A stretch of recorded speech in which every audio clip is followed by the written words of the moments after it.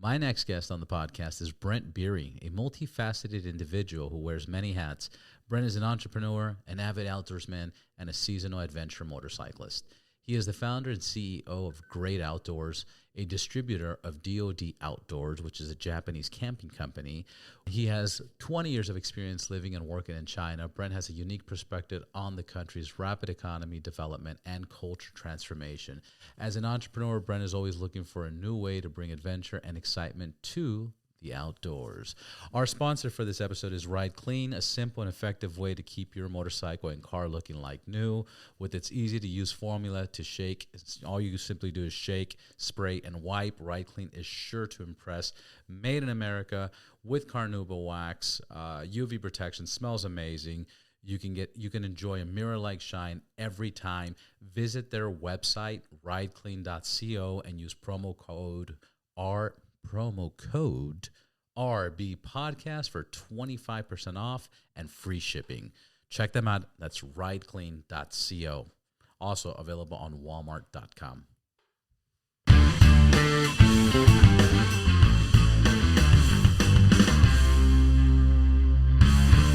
Mr. Brent, thank you for being here on the Right Balance Podcast. Thanks for having me. So I know you're staying at a buddy's house in Burbank, and Ed, thank you for setting this up, and Nikki, thank you for introducing us to Ed and making this happen. But where are you originally from? Maryland. Maryland, yeah. Maryland. And you've traveled the world. You've lived in China. You've lived in, I think, Japan, or did you live in Japan? So, or am I making that up?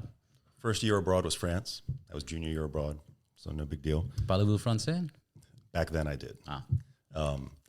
And then I did 3 years in China and thought I kind of, at the time, I thought, okay, I've seen it and done it, you know. And I got an offer to go to Denmark, Copenhagen. Went for a year. Had a blast. But Denmark is I mean, I love the place, but it's quiet and sleepy. So after a year in Denmark, I did my best to get back to China and then spent another 7 years in China.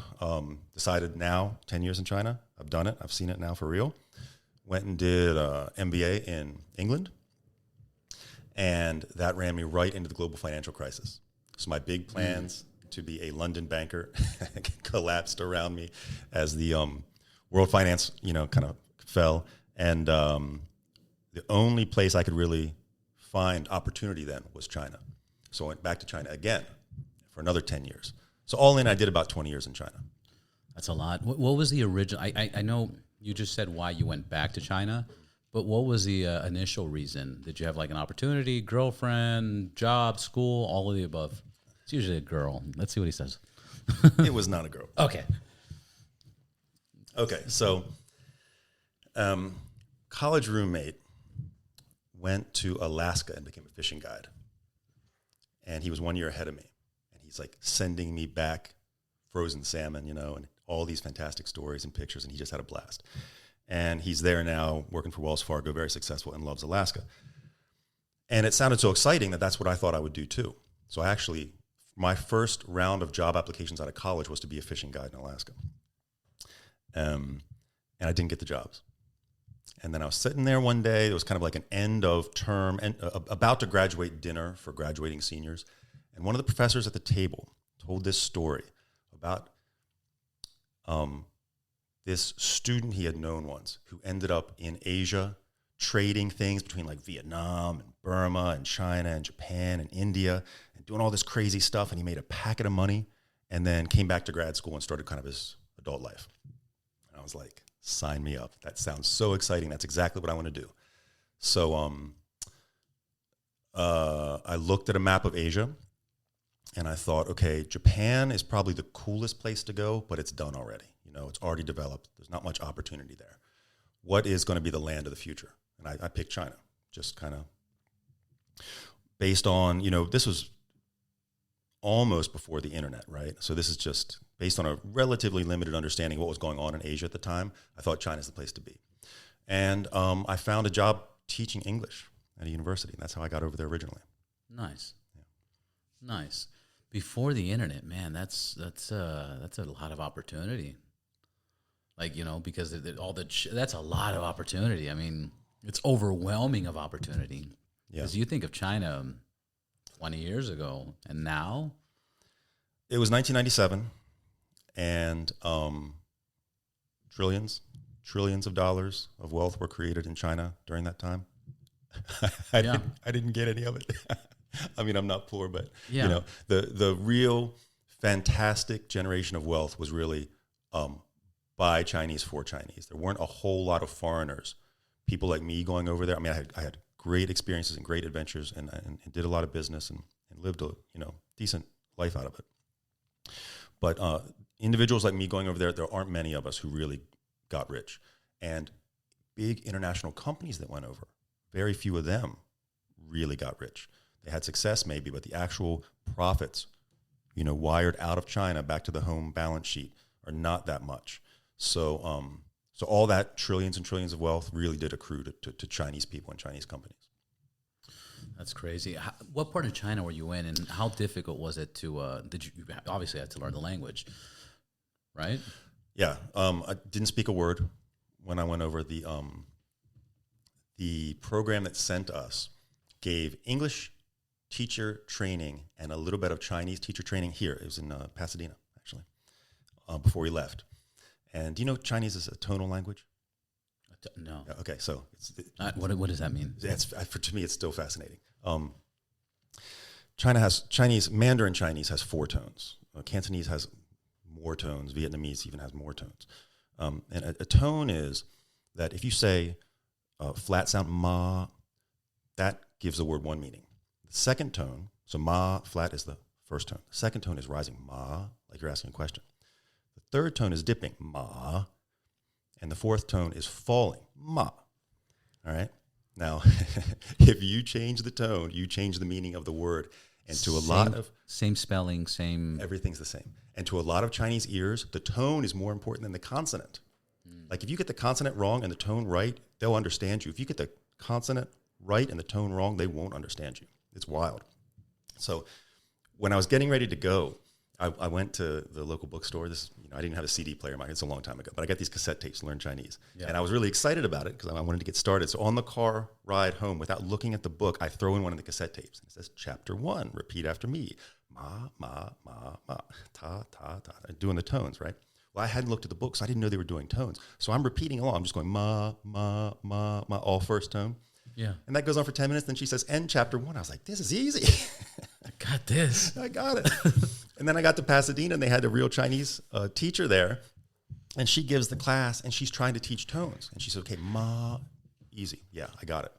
She said, ma, second tone. That's like you're asking a question. Ma. Okay, she said, raise your eyebrows, and you'll get it. And it was easy. Third tone, the dipping tone. She said, as you say it, ma, lower your chin, and you'll get it. And I got it. And then the fourth tone, I got stuck on the fourth tone. And she tried and tried and tried with me. That's the dip. That's the fall. That's the fall. And she's like, it's like you're angry. And I was like, ma. She's like, no, it's ma. She said, say like you're angry, ma. And I just couldn't get it. And I mean, I tried I put effort into this, right? I could not get it. And I sat there and thought to myself, I'm going to China to learn Chinese and have this adventure, and I can't even say the fourth tone. Like, I shouldn't be doing this. I'm making a mistake. And I was in China for, I want to say, 6 months, 8 months before I ever got that fourth tone. That's still impressive. I mean, I know what you're saying. You were frustrated with yourself because you were capable of learning it faster, or you had the belief you did. But still, in 6 months, you're picking up all the tones. When were you fluent? Okay, so the deal I got with the school that I was teaching at was when I got there, I told them I wanted to speak Chinese, and they said, we've got an offer for you. We won't pay you, but we'll give you free tuition at our university foreign language school for foreigners studying Chinese. So what I was doing was I was studying Chinese at the university all morning, and then I was teaching English to the university students all afternoon. And I want to say it was 6 months, not 6 months, 3-4 months where I could order dinner and tell a cab driver where I wanted to go and be understood. And it was a year before I could have very simple conversations. And it was 5 years before I was having a level where I could actually like work in an office with other Chinese people. And this is everyday university, learning, teaching, daily life. I mean, you're surrounded by... And I'm sorry, what city were you in China? Yeah, so that was in Nanjing. Nanjing? So Nanjing is capital of Zhejiang province. Jiangsu province, and it's northwest of Shanghai. Back then it was 6 hours because there weren't freeways and high-speed rail. Now it's an hour by high-speed rail, Nanjing to Shanghai. And the thing is that in my experience, Hong Kong, you'll run into people that speak English. You'll run into people that speak a bunch of languages, from all over the world. But once you get out of Hong Kong, it's Chinese, or Cantonese, or. Yeah, that's definitely true in the South. Shanghai is a lot like Hong Kong. Beijing can be a lot less so. Shanghai, I'll meet foreigners who lived 10 years in Shanghai and can't count to 10 in Chinese. Because there's so much opportunity to speak English. Yeah. So to that extent, I'm glad that I was never in those big, very westernized cities because it forced me to learn Chinese. Right. Yeah, because when I went to China, I had to go to Guangzhou, Shenzhen, another city, and then I went to Hong Kong and Macau. But I went to those other cities first, and I couldn't believe it. No English, zero. And they don't understand. I don't know if they were messing with me, but they didn't understand basic things. I'd jump in a cab and I'd be like, Hilton. And they'd be like, what? And I'd say Hilton 10,000 ways, and they just wouldn't get it. And then finally, because my phones wouldn't work, because Facebook, Gmail, all that stuff doesn't work in China. So then finally I was able to save it. And I'd be like, I think I took a screenshot, and I pulled it up, and they were like, Hilton. And I go, yeah, I said that, dude. Come on. But 000, just a few of the hotels, obviously, where we were staying at, they spoke English, but it was just mind-blowing. And then you go to Hong Kong, and man, I heard Spanish and Russian and French, and it's wild. It's a different country. It's not even, it's like Florida here. Florida's a different country. That's not part of the U.S. All the Cubans and Latin Americans and, the whole COVID thing, nobody's wearing masks. And you're like, what the fuck's going on? This is not America. That's what Hong Kong felt like in China. Yeah. And then you ride motorcycles. Did you ever ride motorcycles in China? Or what countries have you ridden motorcycles in? Just U.S. and Canada. Just U.S. and Canada. So friends of mine had a bike club in China. And a bike club, like an MC. Yeah. Very serious. Legit. Okay. Like tattoos and big deal, hardcore initiation. And they were riding illegally. You could buy a motorcycle in China, but you couldn't get a license for it. So they were riding illegally. But it seemed to work. So I came back to the States and I got my license. And by the time I got that endorsement, and that was the first time I'd ever ridden, by the time I got that endorsement back to China, they had cracked down on it. So my dreams of riding in China never materialized. That's terrible. Yeah. And you've ridden in Canada and the United States, California. What parts of Canada? What are your favorite rides? And what'd you ride? All right. Can I give you the background on it? Yeah. I got a story on this. Yeah. I did the endorsement, and I'd ridden the bike for whatever that is, 3 or 4 days on the course. I'd never ridden a bike on the road. And the endorsement had been 10 years ago. So I hadn't touched a bike in 10 years. And I'm living in China, and I've got this corporate gig, great life, big salary. Things were going great. And I had a personal tragedy. It's not a podcast conversation, but something happened. And I walked on life. I just walked out. Started drinking very heavily. Was engaged in what you would probably call self-destructive behavior or whatever. But I end up back in the States, and I'm just drifting, And I ride by a motorcycle shop one day. And I'm like, you know what? I got nothing else going. I'm going to get on a motorcycle and just get lost someplace. So I walk in, and kind of right there in front of me is this BMW F700 GS. And I had seen probably 2-3 years ago the Ewan McGregor, Charlie Borman, Long Way Round. Yeah. Where they ride, I think, the R1200. But anyway, I was like, I'll have that. And I hadn't touched a bike in 10 years, right? So swipe the card. The guy wheels the bike out in front of the bike shop. And he's like, there it is. And I kind of looked at it. I kind of panicked. I was like, dude, I don't even know how to turn it on. So he goes over the basics with me. And he shows me how to open the gas tank on those under the seat. So he shows me how to work the gas tank and whatever. And he sees that I'm looking nervous. And he says, look, there is a dead-end road right behind the bike shop. You go around the bike shop, and there's a road you can just run up and down a couple times, get the feel for the bike. Great. Go around the bike shop, and right at the mouth of this dead-end road is this group of bikers. Harley guys, leathers, real hard guys, not like weekend dentists riding their bikes, like hard bikers. Leather vests, big beards, tattoos, looking mean. And so I'm feeling a little self-conscious, and I'm barely holding the bike up. I get down there I have to take a left to get onto the dead-end road. There's a field in front of me, and I hit the handbrake, and the bike doesn't slow down because I was pulling the clutch. Nice. Of course. I'm pulling the clutch. So I was going too fast to make the left. There were two big concrete blocks blocking the entrance to the road so cars couldn't go in. It was just for bikes. And it was a narrow entrance, and I was going too fast to make that turn. So I just rode right out into the field in front of these guys. When I get out into the field, I go to put my foot down. The grass was kind of high, and I couldn't see there was a depression there, and my foot didn't hit the ground, so the bike goes over on top of me. Oh, my God. When the sales guy had shown me how to work the gas tank, he hadn't closed it all the way. So when I fell over sideways, the cap pops open and gas is pouring out over me and the bike and everything. And these guys, they thought it was the funniest thing they've ever seen, right? They're just laughing and laughing. And it's pretty funny. It was funny. Like, I would have been laughing that, too. yeah. I have no problem with that. It was very frustrating at the time. And then because of the way the bike landed in the depression, the wheels were kind of high above the body, and I couldn't get it back up. So I eventually had to ask these guys to come over and help me ride the bike, right? But it turns out those guys they were excellent guys. They stood there with me for half an hour. Nice. Yeah. Gentlemen. I mean, they were a hard bunch of guys, but they stood there with me, and they asked me what I was doing and gave me great tips on like getting into biking and how to like plan the route and where I should go and everything. They told me about, you ever heard of Tail of the Dragon? Yeah, Feels Gap? Okay. So I was planning the route, and he was like, look, man, he said, one of the guys was like, never pick a destination, pick a direction.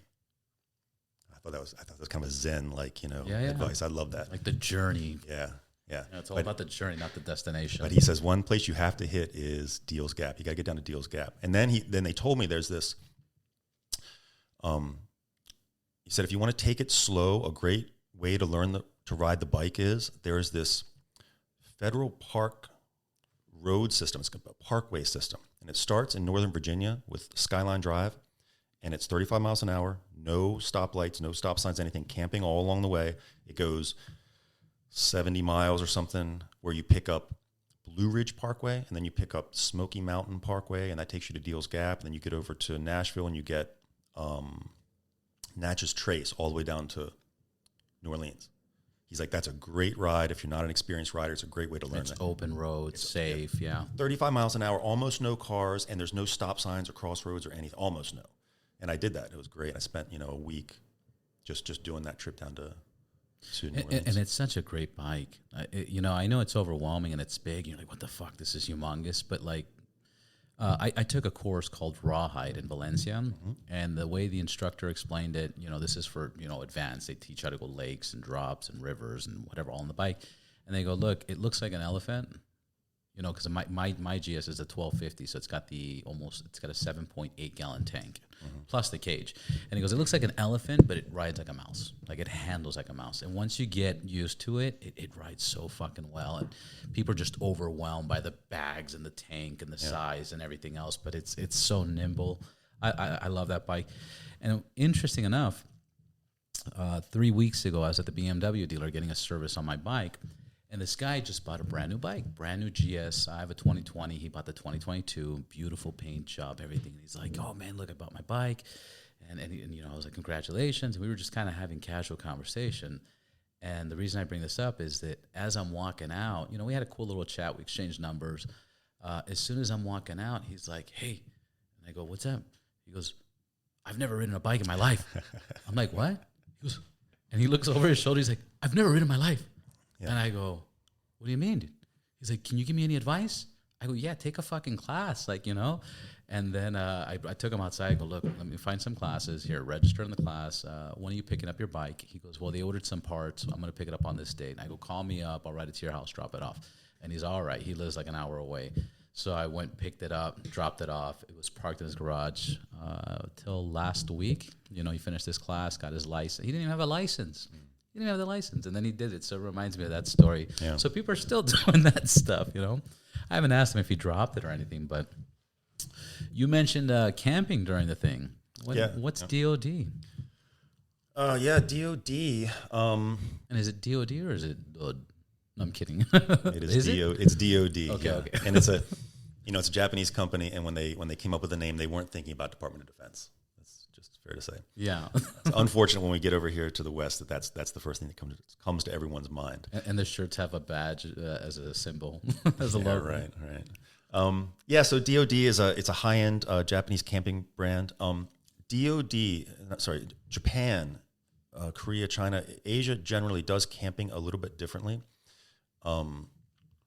They have, I divide camping into backpacking and then car camping, when you're driving to your site. And I think in the West, we tend to think of all camping as backpacking. We use gear that's light and small, and the main feature is that it's light and small, that, you get camping chairs the size of a water bottle and tents that weigh like 6 ounces. Those are great for backpacking. They're not great for camping. There's no reason to minimize size and weight when you're car camping, right? And the Japanese have kind of realized this before we have. And so because they're mostly those guys who are car camping, they have camping gear just for car camping. It's big tents. It's comfortable. They have 4-inch thick. They're self-inflating mattresses that feel like memory foam. They're nice. They're luxurious. And when you're in with backpacking gear, you sacrifice so much comfort that you get a bad night's sleep. You're cold. You're whatever. But with this stuff, so I just want to clarify. When we're talking about car camping, we're talking about you leave your house, you pack up your car with all the comfortable, wonderful stuff. You get to the campsite, you unload from the car, and you're done. Versus full-on backpacking, hiking, climbing mountains, and got it. And the way, so I've been in Asia for 20 years, and I've been camping like this for a long time. And I was in the industry already. I was selling in Asia, Western brands into China, into Asia. And when I got back here 3 years ago, I realized that we weren't doing it like that. That people were going out car camping with backpacking gear, and they were having bad night sleeps and bad experiences, and missing out on sort of comfort and luxury that they could have had if they had the right gear, So contacted DoD, and we launched in North America and in Europe, this Japanese brand. So it's big tents, it's comfortable mattresses, it's cast iron cookware, it's going luxury. out. Sorry? It's a luxury. It's luxury. Yeah. It's comfortable. And my argument is, if you're more comfortable, you go camping more often, and you stay out camping longer, so you get a better experience, Yeah, that's a good way to balance it out. Yeah. Yeah, I don't know. I don't know what the term would be, but I never imagined Asian people camping. It's like, is it a big scene out there? Do they have a lot of campgrounds? You just don't. I mean, I never thought of it, but if you would say, do Asian people camp? I'd probably not. Okay, so there is, especially in China, there's less available public land. In Japan, there's a lot of public land. You can't camp on a lot of it.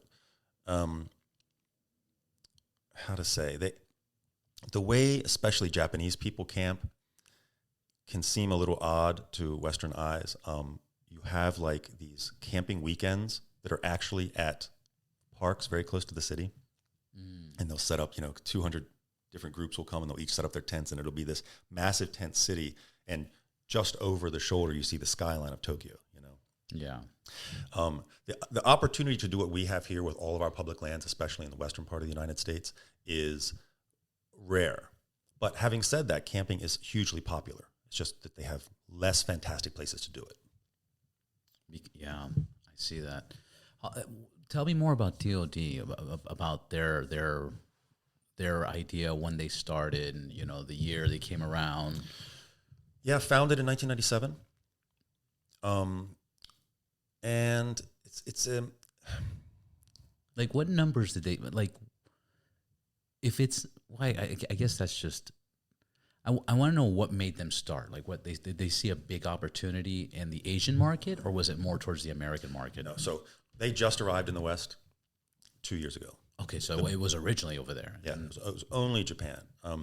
And the sort of grandfather of this kind of high quality luxury camping in Japan is Snow Peak. That's a brand founded in 1950 something, right? They've been around for a long time. The thing about Snow Peak is that it's a very staid, it's very serious, you know, it's very like proper. And DoD saw an opportunity to be a little more playful and a little bit less, I don't want to be critical of Snow Peak, but a little less, you know, self-serious, more playful. So the logo's a rabbit, you know, and the gear is fun. And they got the little mushroom tent. They got a tent that looks like a psychedelic mushroom. Yeah. No, my son thought it was the Mario Brothers. It's Mario. It looks like the Mario Brothers mushroom, or like the Smurf houses, you know, from back in the day. Yeah. They're just more playful. They're not so serious about it. You know, the whole idea is camping should be fun. So let's all relax and just take it easy and have fun. Be playful. Yeah. And it should be like a family thing, or it's just making people happy and stuff like that, you know? Yeah. So where the kids can have a good time. Go out someplace beautiful, eat great food, drink, hang out with your friends, just enjoy yourself and relax. That's what it's all about. It's not about scale the 10,000-foot mountain, you know, carrying 30 pounds of gear on your back, everything you need, camping, you know, cookware, sleeping bags and everything, and doing this arduous hike. Though there's plenty of room for that, and everybody respects, you know, that kind of backpacking activity. But no, that's not what we do. Load up your car, go someplace beautiful, set up a camp where you're going to be comfortable and enjoy yourself with friends and family. I want to jump back, just my curiosity. Living in China, what was some of the stuff that just blew your mind away? You were talking about drinking. Can you drink in public? Can you drink at the campgrounds? Is it, you know, and again, you know, whatever you remember, maybe you don't remember much, you know, but what blew your mind away? Because I don't know, man. It's crazy. But again, I just didn't know the in and outs. Oh man, I have to go back a long way, right, to think about my initial impressions of China. And first, I'll just say, you know that expression, you can never dip your foot in the same river twice? Actually, I don't. Okay, so it's some kind of a Zen, or I don't know if it's Hindu. Metaphorical. Yeah, but the idea is that the river's flowing, right? So the water you put your foot in this time is now 50 miles away. Next time you get back to the river and you put your foot in again. So you can never put your foot in the same river twice. Okay, so I always said you can never visit China twice. Because back then, less so now, but back then it was changing so fast. We would, I was in Nanjing for that first year, and then I was in Guangzhou, which is just southwest. It's south of Nanjing, so southwest of Shanghai, and about the same distance, a little closer to Shanghai. I was in Guangzhou for a bunch of years.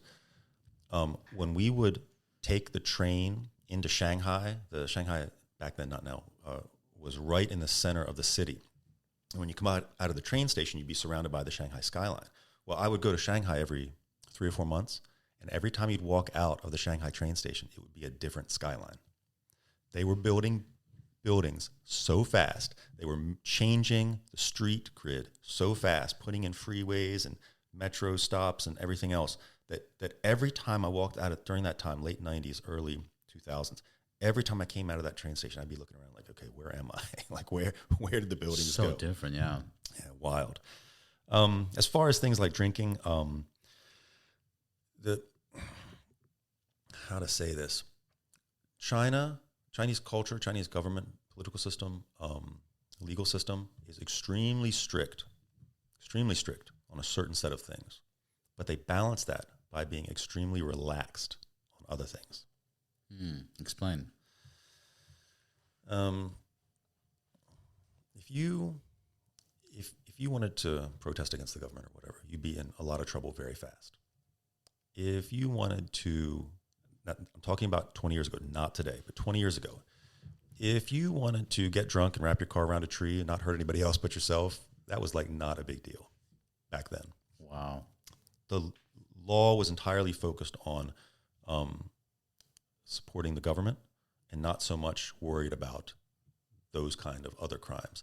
And I would say especially vice crimes, drugs, prostitution, gambling, were just free for all, untouched by the police. And in fact, you know, probably somehow run by the police, you know. Through standard corruption. Something. That's what was understood or said. Right. Now, all that has changed. Right. All that has changed. Yeah, because all the gambling and all that stuff now is in Macau. Is it only in Macau, or is there still where it's approved? Legally, it's only in Macau. Only Macau. Well, in other parts of Southeast Asia, like when you fly into Manila, there's casinos everywhere, and that's only 30 minutes from Hong Kong by plane. But yeah, inside China, it was very normal. You had all these underground gambling dens, and you had all those vice crimes. Excuse me, not very well hidden. All done now. That we know of. I would. The blatantness of it has all stopped.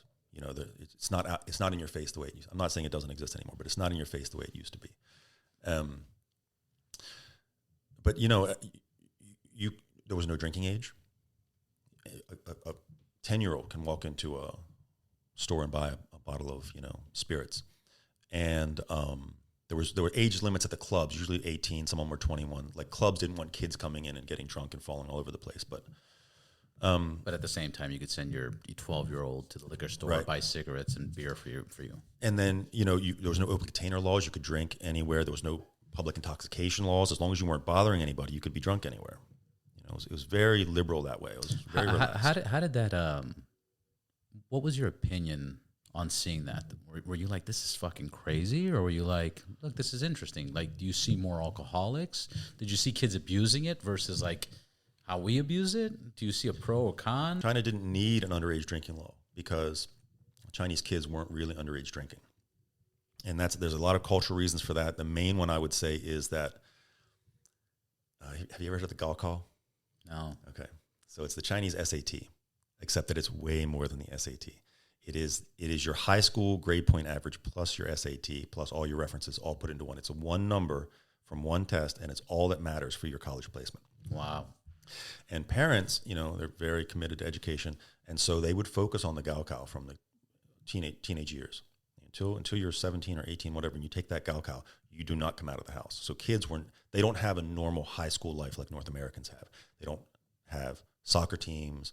They don't, have free time. Karate. None of that. They study. They study for the Gaokao because it fixes the direction of your life if you want to go through a university education system.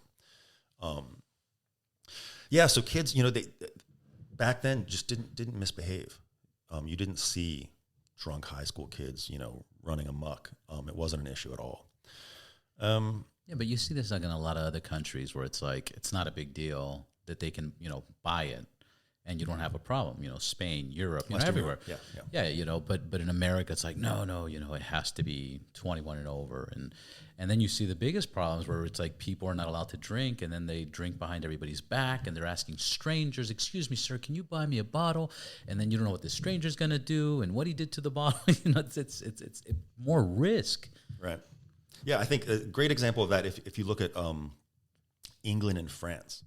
In France, they have a drinking culture where drinking is not taboo. Little kids start very early drinking alongside their parents at the dinner table, and they grow up with what I would say is a pretty healthy relationship with alcohol.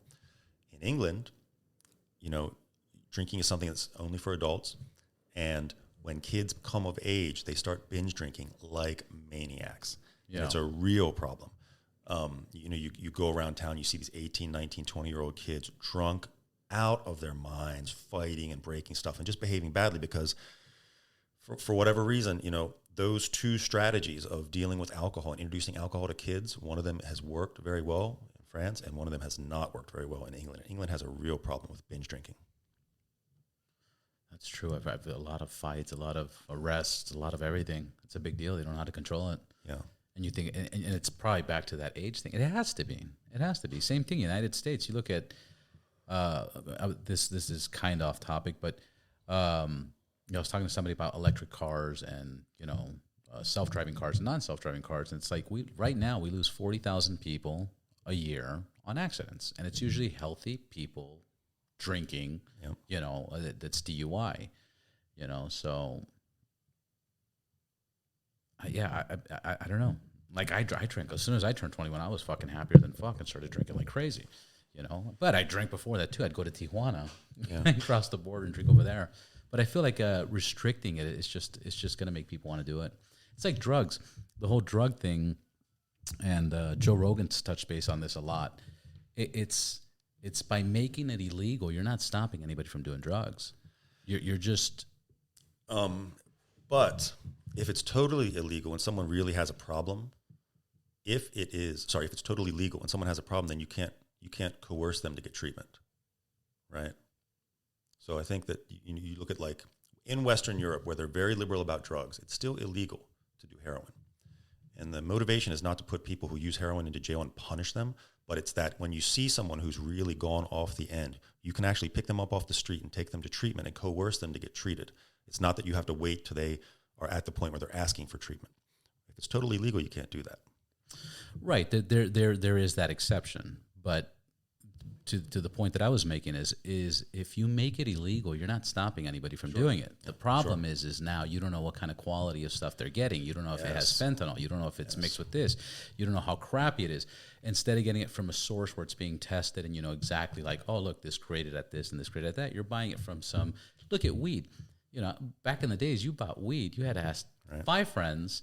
Then you had to meet some dude in an alley. You had no idea what you were buying. You had no idea what the quality was. You have no idea where they grew it. It had stems. It had seeds. It popped. it was a big fucking mess. And now look how you buy it. You get a fucking menu, and you're just like, oh, look at this. Oh, wow, this is very impressive, and this is interesting. Oh, I want an upper. I want a downer, you know? And it's just back to that point. You're not stopping anybody from doing it. Yeah. Like, I think Oregon right now, they just opened up all drugs. All street drugs are legal in Oregon. Did you hear about that? No, I didn't know that. Oh, they did that, I think, a year ago, 2 years ago. All street drugs, you know. So, of course, now you got to find out if somebody's really addicted, how you treat that. And there's going to be other issues. But I don't know. I don't know which way is the right way. It's just... Well, I mean, to your point on quality, look at alcohol during Prohibition. You know, those guys were filling up glass bottles with stuff that should not have been consumed by humans. And they were killing people. They were blinding people. Yeah, that's an excellent point. That's an excellent point. So then again, it's like, well, now it's legal, but now you have alcoholics. When do you know how to treat the alcoholics? But still, you're not going to have people dying from, in the drug case, fentanyl. Look at this fentanyl numbers, you know, in schools. It's I don't know, man. We're trying to figure it out as we go, obviously, you know, but I don't see... I just feel like the more restrictions you put on something, the more people want to do it and just get away with whatever they can. Behind their family's back, behind their spouse's back, behind... The more illegal you make things, people are hiding themselves from everybody. And it creates more problems. Sure. Yeah. You know. Where do you see... do you have any travel plans? Where do you see yourself moving to next? Camping, hikes? What's going on in the future? Okay, so we were happily living in China until COVID hit. And then the Chinese, I say they kicked us out. They didn't kick us out. They made it very hard to stay. And so we came back to the States. I didn't know at the time, but with what happened with the lockdowns in China, I'm so happy we left.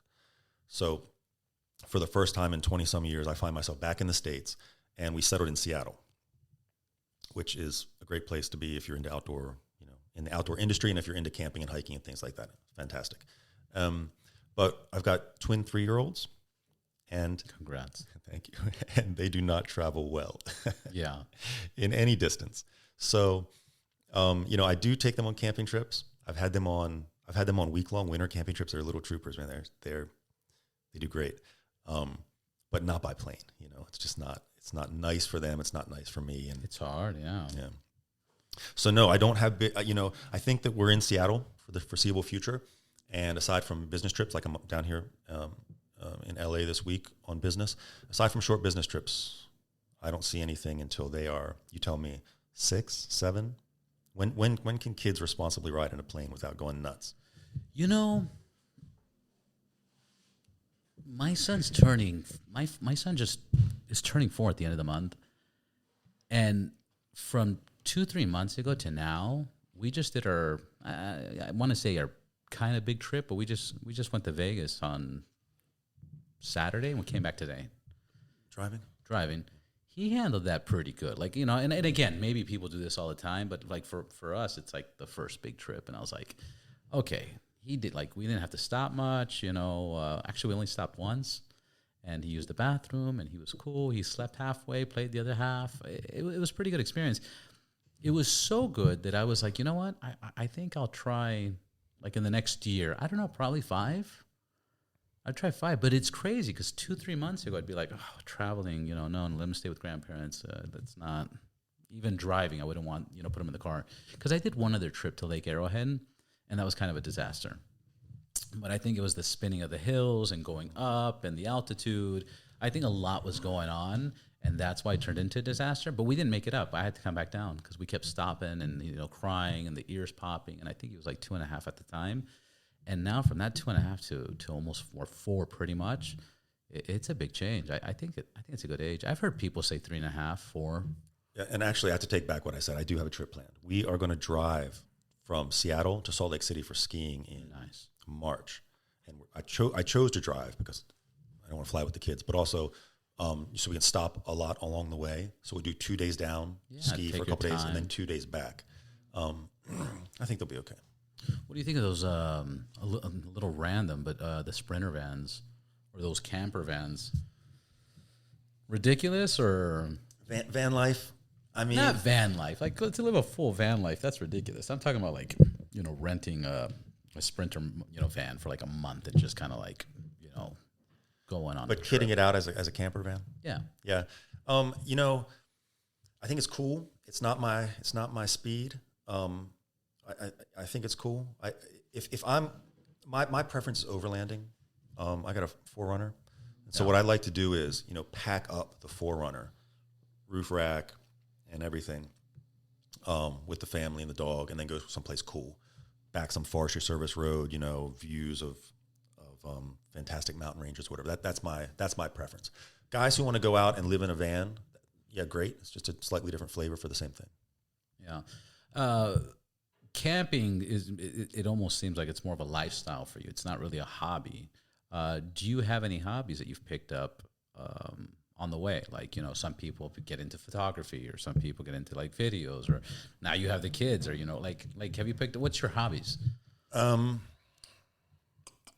Yeah, so I fish. It's a lot of outdoor stuff. Yeah. I bow hunt, which goes along with the camping. Yeah, so I bow hunt, I fish, camping. But sports-wise, I played soccer until I started feeling like a fool on the field because the young guys were running circles around me, So I stopped 10 years ago.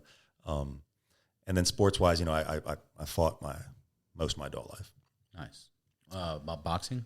I did some boxing, mostly Muay Thai, living in Asia. Yeah. Because you can get down to Bangkok really easy and train. It's a big sport over there, huh? Yeah, like they fill up. It is the national sport of Thailand. It's fantastic. Yeah. Yep. Yeah, I just started taking, which some people are kind of teasing me, but I started taking the Krav Maga. Yeah, which somebody just wrote recently. They're like, dude, it's not a real martial art. Blah blah blah blah blah. And I was like, wow, I never did it because I think it's a martial art. I did it, because it's self-defense and I get a lot of good cardio out of it. The reason I didn't want to do jiu-jitsu is because I'm at an age I don't want to dislocate anything, and the fact of just thinking, again, I'm at that age where I'm like, do I really want somebody to be breathing on me? So another dude sweating on me, breathing on me, and his balls on your forehead, and then fucking, maybe when I was younger I should have done that, but it didn't cross my mind. And Krav Maga, it's like, you get the bad classes, you get to learn a few techniques, whatever, and I like it. I burn good enough calories. I usually burn like 540 calories in an hour class. All right, let me tell you what happened to me with that.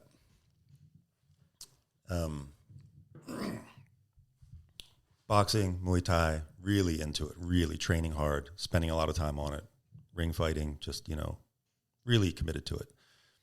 And did a little mid-career break 10 years ago, and I opened a restaurant, which in the evenings was a bar, and on weekend nights, we take out all the furniture and make it a club, bring in a DJ. Nice. It's like the dream scenario. It was a lot of fun. Yeah. A lot of fun. I had to stop after a year because it was too much fun, but it was a lot of fun. So we had this club night one night, and I thought I was badass. I'm fighting and training, and I'm fit. And bar, lounge, club. A fight breaks out on this club night, and it was not an ordinary fight. It was brutal. Bottles over people's heads, chairs broken over people. Not to be too gruesome and graphic, but the floor was covered in blood. It looked like it was an unbelievable fight. And I was in the middle of it, not fighting, but what I was trying to do was I was going into the fight and trying to get all the heavy, dangerous stuff from the guys who were fighting and drag it and get it out of their hands. So they were just punching Glass each other. bottles, metals. In China, as a bar owner, you are responsible for what happens in your bar. If somebody gets killed in your bar or seriously injured, it's on you, right? So I had a lot at stake in this fight. It wasn't just, altruism, trying to save these guys from each other. And in that experience, I realized when you train boxing, you train Muay Thai, you train for a guy standing in front of you, one guy, and he's following rules. If it's boxing, he's not going to kick you. If it's Muay Thai, he's going to kick you, but he's not going to tackle you, right? Yeah. But in that scenario, surrounded by people, I felt helpless. I thought all this training was useless. I felt totally helpless. And at the time, there was this Israeli guy, and I'm not going to say he was Mossad, but he was Mossad. And he's working in China as a bodyguard. There's a lot of Israeli bodyguards of rich Chinese in China. And this guy's coming to my bar occasionally drinking. And I tell him this.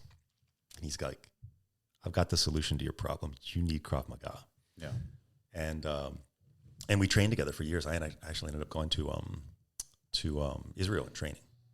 That's amazing. Yeah. But again, some people want to, I don't want to say they want to make fun of it or anything, but it's pretty fucking, I like it because, that's part of the exercise. Some of the exercises is like, hammer fist and then side and kicks. And then, all right, while you're doing this, find an item on the ground that somebody can use against you. And you're always keeping your head up and you're always looking and you're fucking exhausted. And I see the benefits. Again, I just started, but I don't know. I think there is a value to it. People I saw that really developed Krav Maga successfully came to it from another martial art. Because Krav Maga is not about teaching you to strike. It's about teaching you to use your strikes in a group fight or from people attacking you from behind or with weapons, And so people come into Krav Maga having studied years of Taekwondo or boxing or Muay Thai or karate or whatever. They can adapt the Krav Maga techniques to the kicks, punches, strikes that they already know. That's what I saw. They spent, even when I was training in Israel, they spent so little time actually teaching striking and so much time teaching the technique of being in a group fight, for example. So I always thought, learn some striking discipline first, and then take that with you to Krav Maga and learn the Krav Maga techniques of street fighting. Yeah. Yeah, and that's what I mean. We learn the striking, but obviously the striking is, okay, somebody came from behind you and they grabbed you around the neck. What do? Pluck and hit, attack, and then run. Somebody comes up and grabs your shirt. Somebody, pushes you. Somebody pulls a knife. And it's always these quick movements, these quick strikes, and then, try to turn their body away from you and make sure there's no danger. So you saw value in it. Oh. Humongous. Huge value. I just never did any martial arts in my life, so I have nothing to compare it to. All right, and I just have the little people that when I make a post, people are like, "Hey, bro," I'm like, "Dude, I like this." It's not I don't think it's a martial art. I think it's a self-defense exercise. Well, not exercise, but it's self-defense. Period. There's a kick in Muay Thai called the teep. It's where you raise your knee and do a front kick into somebody's midsection. Yeah. They use it in Krav Maga. In Krav Maga, you will train that 20 minutes of real instruction. You'll get 20 minutes of instruction. You'll use it a lot, but you'll get the real instruction of 20 minutes. In Muay Thai, you get weeks of instruction on the teep, right? So when a Muay Thai guy comes into Krav Maga, he knows how to teep. A Krav Maga guy, I see it all the time, guys who come straight into Krav Maga without having that background. They do it, but they lack that sort of technical precision that you get from coming from those other disciplines into Krav Maga. So it's just kind of whatever skill you're coming from, it just kind of makes it. It allows you to adapt it to street fighting conditions. Yeah. Boxing is a phenomenally effective fighting technique. If the guy is standing in front of you, there's only one of them, he doesn't have a weapon, and he doesn't know how to kick. But any of those things aside, and boxing becomes much, much less effective, right? Yeah. What does a boxer do if the guy picks up, a pipe He doesn't have training for that. Yeah. But a boxer who goes into Krav Maga knows how to fight, knows how to handle himself, knows how to throw a punch, but then learns, now what do I do? If there's two guys, one's in front of me and one's behind me, what do I do if that guy is kicking me, not just punching me? What do I do if that guy picks up a weapon? That's what Krav Maga does. It takes the striking fighting discipline and adds to it that layer of street savvy that makes it effective in a bar fight or a brawl, or if you get attacked in the street, self-defense. Yeah, it's funny because every time I've probably done like 40 or 50 classes right now, and almost every time that I do a class with the class, then I go different times whenever I can go. Everybody's like, "Man, you're a fighter. Where'd you learn how to fight? And you've done this before." And you look like a fighter. Yeah. And it was street fights, and in Florida, I lived in a neighborhood where I was like the only white boy, and you get picked on and fights all the time. They would trap me, and I had to fight. So I grew up fighting. And with Krav Maga, it's easy for me to adapt. And then people are like, "Hey, man, where'd you train? Or what's your background?" I'm like, "Oh, I don't have a background, just street fights." And they're like, "No." So it's easy because it's so street, fighting where you're getting attacked by 2-3 people all the time. So I don't know. I like it a lot. And then the bad classes, I never done bad classes. So then I'm like, "Oh, shit, this is fucking great." 20, 30 minutes of just nonstop hitting strikes, and then my lungs are like, "Fuck, I can't handle this." But I keep pushing myself. It's a good experience. Are you going to put your kids through martial arts? Oh, yes. Yeah. Oh, yes. I'm sorry. Boys or girls? Boys. Oh, yeah. Yeah. Oh. Actually, I don't know if I should say this or not. Also, I'm going to offend some of your listeners. Say it. I was in an MMA club in China run by a French guy who was a national champion, not MMA. He was a national champion in discipline called a Sanda. It's a Chinese discipline, but it's a real fighting discipline. French national champion, very serious guy. Comes to China. He's doing business, but he's also fighting, and he sets up this MMA club, just friends, no tuition or anything. Just show up at the gym, split the gym fee, fight. And I asked him the same question. I was like, so what about your kids? You're so into this. And this is what he said. He said, "I put them in Taekwondo so that way they can't hurt anybody." So that way they can't hurt anybody. Hilarious. And we, in that MMA club, they were like, "Hey." They were Taekwondo guys. And man, they could do backflips and splits, and they could kick things off the ceiling 15 feet in the air. They were amazing athletes. Off your head. Yeah, but they were gymnasts, Yeah. And when we would actually line up, when we would square up to fight, it's not a fighting discipline, It's a fantastic form of developing coordination and flexibility and strength and conditioning. But when it actually comes time to fight, it's not the discipline that you want. And I apologize to your listeners who are like 10th Dan black belts in Taekwondo, but no, I got a friend of mine, his kid, and he's been putting his kid into karate for years, and I'm like, "What are you doing, dude? Like, you got to put him in judo, jiu-jitsu, something." And now they finally changed, and they see the difference. They see, like, this is more serious. I think MMA has changed it up too. The ultimate fighting matches and stuff like that. Like, all the bullshit people that thought can do something got into those octagons, and they got fucked up. And they're like, "Oh, wait a minute, this is not this is not a real fighting technique." So there's a China angle to this. So Chinese has wushu. That's the very traditional form of Chinese martial art, and then they have Tai Chi Chuan, which we think in the West of Tai Chi is this like slow whatever, but it's actually a martial art form, and it's considered to be by the Chinese the superior, the best of the martial art forms in China, and therefore in the world, of course. And they train and train and train, and they're very serious about it, right? So this Chinese dude goes and learns MMA, and he comes home and he issues a challenge. He says, "This stuff you guys are doing." Bruce Lee said the same thing. Bruce Lee said exactly the same thing 40 years ago. He said, "This stuff you guys are doing is too focused on learning routines, studying movements. You're not fighting each other enough. And because of that, it doesn't actually work in a fight. I challenge anybody." And so China, one of China's, did you see this already? Did you know about this? No. Yeah. One of China's most famous practitioners of Tai Chi Chuan. This guy was bulletproof. He was famous for being just a badass Tai Chi Chuan fighter. He steps up. He takes the challenge, right? These guys get into a gym. There's 100 people. It's all on film. It's all on YouTube. The fight lasted 10 seconds. If the MMA guy just took him apart. I mean, it didn't last 10 seconds. It lasted one exchange. Really? They put out a firewall on this guy. He had to go into hiding.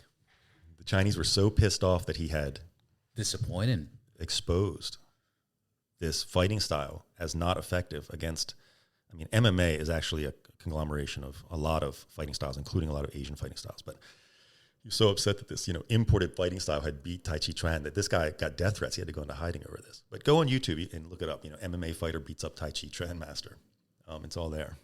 Yeah, there's just so many martial arts that existed. I mean, I remember in the 80s, there was a fucking karate school on every block. Yep.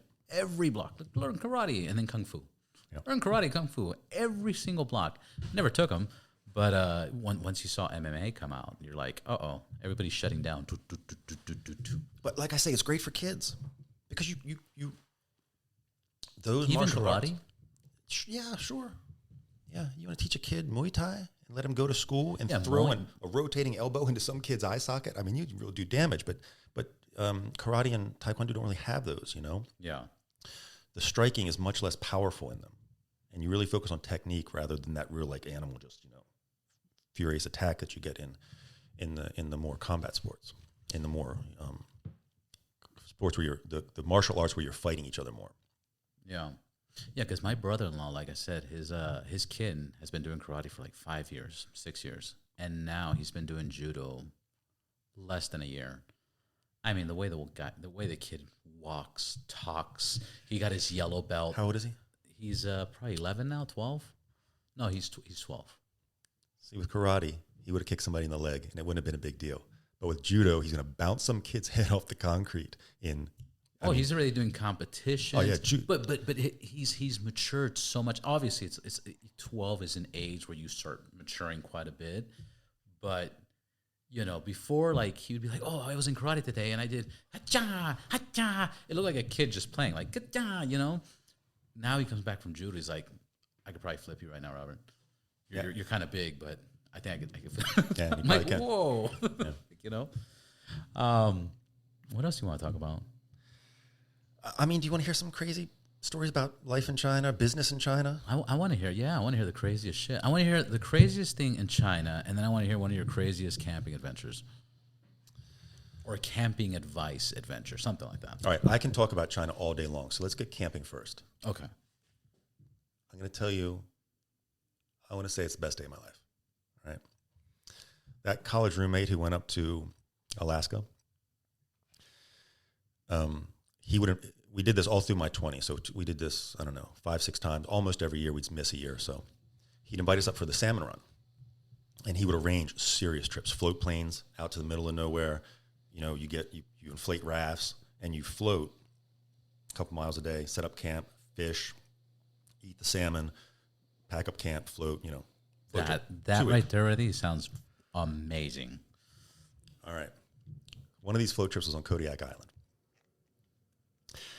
At one point, there's no trees where we were, right? It's all tundra-like land. At one point, I stood up on a little rise and looked around. I could see 8 brown bears. 8. So we were just surrounded by bears, right? And they're coming into camp every night. We had this electric line we put around the camp with a fishing battery, but they would come up every night. They come up to camp. They wouldn't come in. All right, so get to this. It's called a confluence. 2 rivers coming together, and it was we were fishing kings, but this was a red salmon spot, and they'd stopped. The red salmon had basically gone up as far as they wanted to go. They were stopped in this wide spot on the river. You can't fish reds with bait. You can only snag them, hook them. So you have this kind of like a 2-hook rig that you just drag through, and the reds, they'll get mad at it because they don't like stuff coming by, and they'll grab it. There were so many reds in this spot that when they would go from one side of the river to the other, they would make a wake. I mean, there were tens of thousands of fish here. All right, so here's the story. I walked down to the bank to fish it, and I snag a red, and the commotion of me snagging the red pushes all the fish over to the other bank, 30 yards away. When they come over to the other bank, This young grizzly bear, brown bear, hops down and grabs a fish, and that commotion pushes the reds back to me, and I snag another one, which makes a commotion and pushes the red back to him, and he snags another one.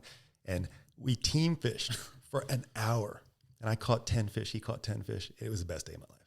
It was just awesome. Fuck, man. It sounds like you should have had a beer out. I did. Yeah, it was such a great experience. Yeah, I saw one of those. A photographer. He was in one of those areas, and he was just by so many brown bears, so many. But obviously, they were just so full. They have so much food that they're just chilling. They're just chilling. The only thing you can do wrong is get between a sow and a cub. Short of getting between a sow and a cub, you can walk up and slap on the ass. They are fixated on the salmon. They're not interested in you. It's just the mothers and cubs that'll get you into trouble. Yeah, they would walk right by.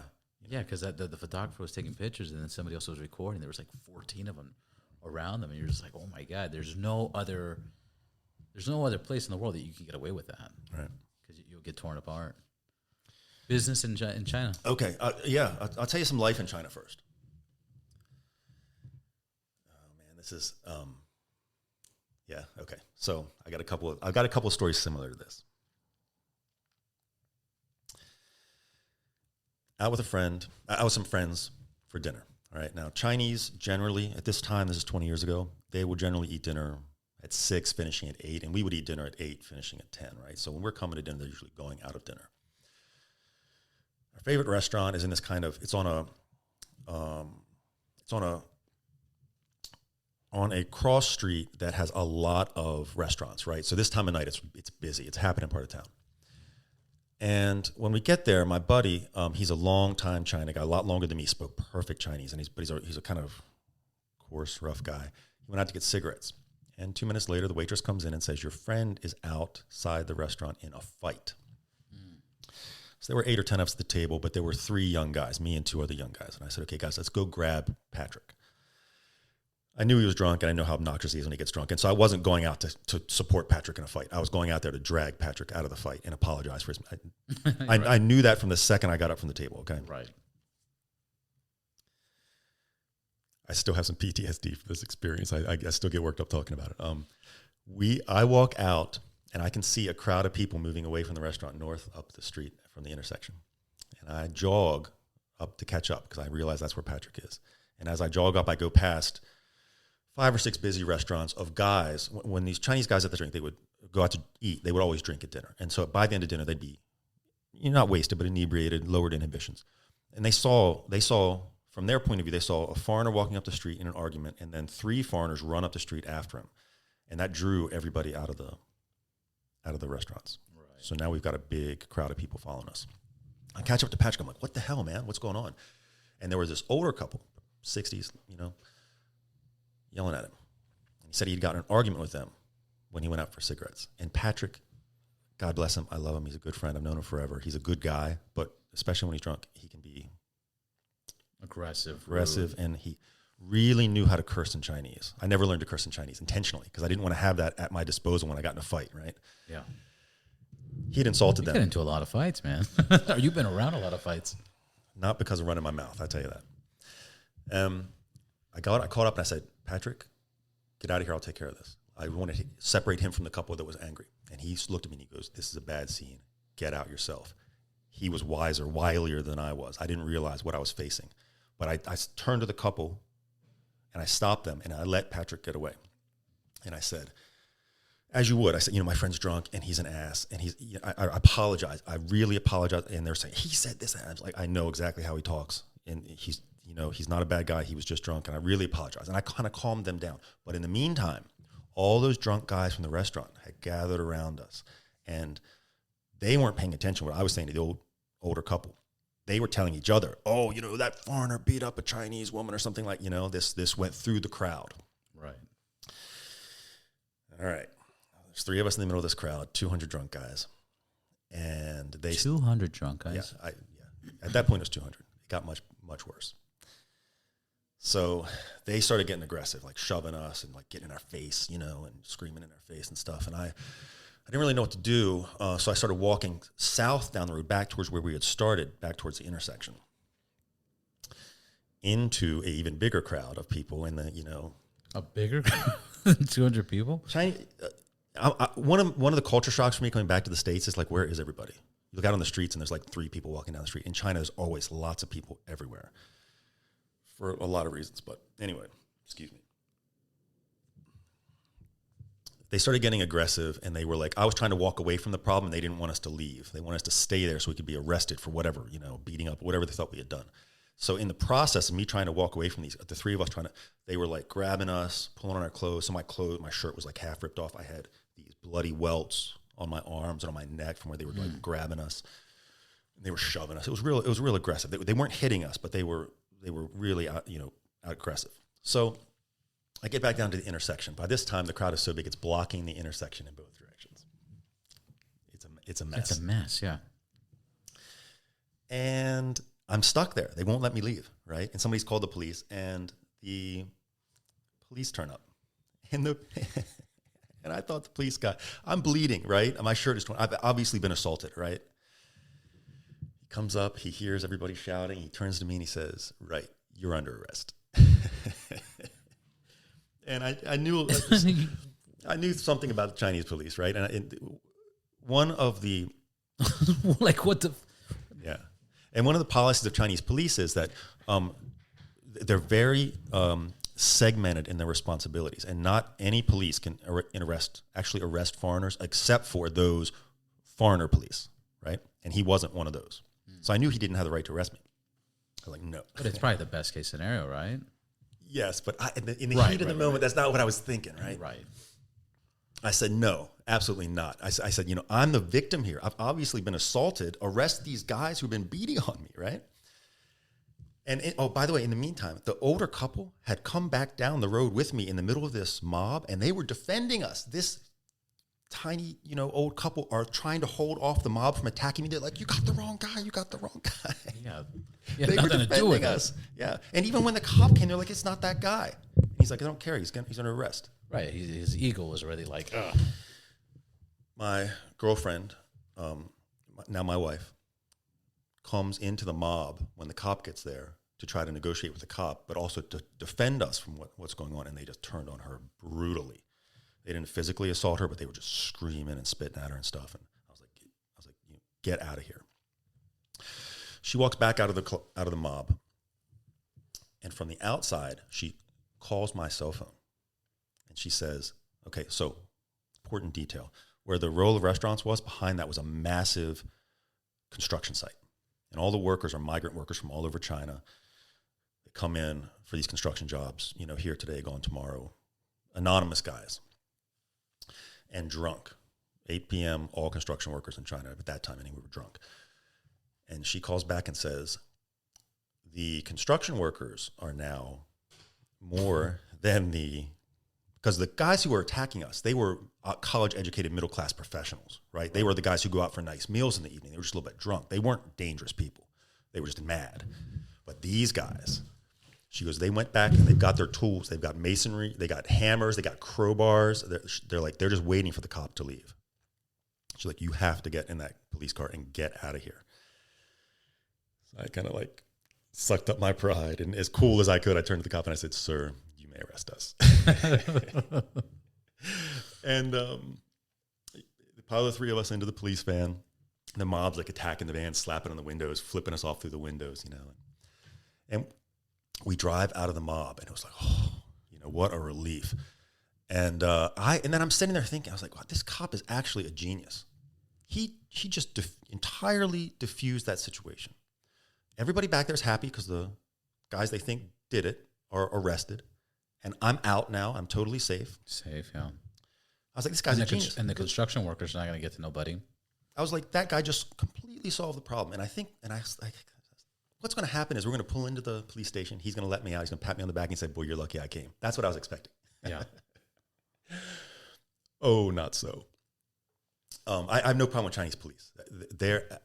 They are upright guys. I've never had a problem with Chinese police. But in this case, they did think that they had some crime to solve. Handcuffs or no handcuffs? No handcuffs. No handcuffs.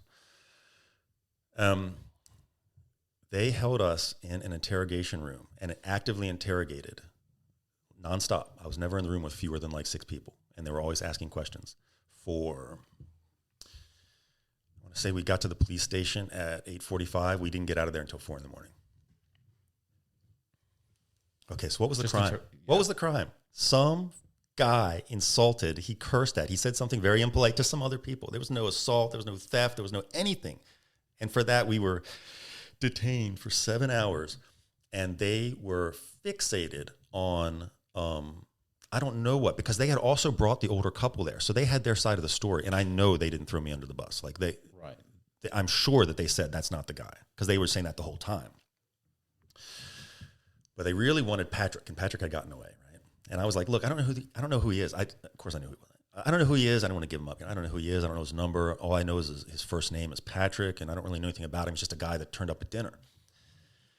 And they wouldn't let me go until they got Patrick's phone number. So I step out of the room and I call Patrick, and he goes, this is all your fault. I told you not to get him on. I'm like, Patrick, I'm only in this soup because of you, buddy. So he had a burner phone. He gave me that number. I gave it to them. And I hear them. I can hear from the interrogation room. They're outside the door on the phone with him. And I hear the cop going, well, then you give the phone to the train conductor and tell him to turn the train around. What? Patrick had told him he got on a train to Shanghai. He hadn't, right? And right. The cop was like, we're going to turn the train around to get you. We're going to stop a commuter train from Hangzhou to Shanghai, bring it back to Hangzhou just so we can arrest you. Yeah, that's not happening. Of course not. And they never did anything about it. No one ever followed up on it. But whatever. It satisfied their obligations to, order, and rule of law to interrogate us for 7 hours over some dude. I didn't even see it happen. I wasn't even a witness. Yeah. But they held us for 7 hours. I still get excited talking about it. I get like worked up talking about it. I say PTSD when people have real PTSD over real events, and this wasn't one of those. But for years after that, when I would go into like open spaces with big crowds in China, I would get like, I'd feel myself get on edge. You'd feel it, yeah. Yeah, I had 2 incidents. One, I had a 7-8 hour interrogation. And then another one where I had to escape with the ambulance because I was in Vegas. This was 2 separate situations. One, I was in Vegas and we were drinking and some buddies, and then these other guys, they were drinking and they were with some buddies. But one of the main guy, he had his girl, and the girl was looking at us, and yeah. Long story short, it turns into a fight. Kicks are being thrown, ashtrays are being thrown. Anyway, so security finally comes. They break it up. We're being, we get taken to the security office. Las Vegas PD shows up, and they're like, what's going on? What's going on? I was like, look, I was attacked. I got hit with the ashtray. I had a little cut right here. They're like, you want to go to the hospital? I was like, fuck no, I don't want to go to the hospital. I'm like, get me out of here. The cop walks outside. When he walks outside, he's you know what? I'm just going to arrest everybody. Everybody's going to jail tonight. And I was like, what? I was like, my head. I'm dizzy. Nice. The cop was like, you're full of shit. You're fine. I go, I'm dizzy. It hurts. I'm holding my head. Call an ambulance now. And he was like, and finally he just calls an ambulance. So then I was at the hospital, got released at the hospital. And, the nurses, are you okay? Oh, I can't believe what happened to you. I was like, whatever. And then I was in Cuba, and I didn't think about it, but I brought my drone, and I flew my drone in communist Cuba on the main road, which is called the Malecón, where the ocean goes onto the highway. And I'm flying it from inside of a car, and I have the film. I'm flying it from inside of a car. I don't know how they knew what car I was in, but a cop car shows up, pulls me over. The cop's like, get that drone down now. I'm in so much. Get the drone down. No, hurry. The drone's coming. He's like, oh, man. I go in. They take me. No handcuffs. No nothing. And where are you from? How'd you get the drone past security? How did you get the drone through this? How did you do this? All right, wait outside. I'm waiting outside, smoking a cigar. Detectives come. The drone. I was like, do you guys want me to turn it on? They're like, no. The military came. What is this? It turned into such a shit show that luckily, because I spoke Spanish and, my family's from Cuba, I was able, so your mom was from Cuba? She left when Fidel came into power? So you're those kind of Cubans, huh? Like, oh, fuck. Anyways, I walked myself out of it, and they finally let me out, and they're like, we're going to keep the drone. We'll give it to you. We'll give it to you once you leave. But what was interesting is that I called Consulado Americano, the American consul. They said you're going to jail. The last person that was caught, last American that was caught with the drone in Cuba, was in jail for 2 weeks. We can't do nothing until you're arrested.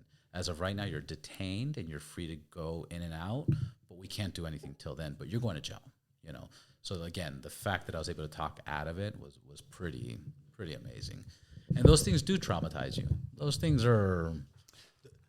The experience of the police was uncomfortable.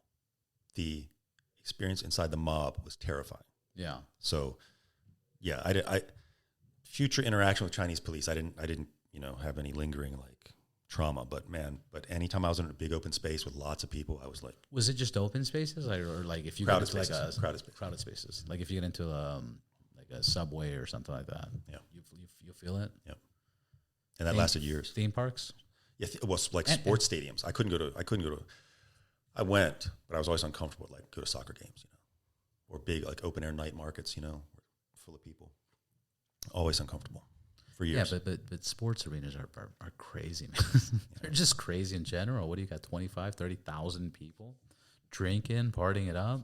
I mean, it's insane. It's insane. Well, we covered over an hour. How you doing on time? I'm fine. We can keep going if you want to. Yeah. I got more stories for you. Yeah, let's keep going. I have another fight story for you. Let's go. I'm living in Suzhou, working in management consulting. A friend of mine is in Guangzhou, so it's a couple hours away at the time. And his name's Tim. He's been in China a little bit longer than me. He speaks great Chinese. Tim was a NCAA scholarship wrestler.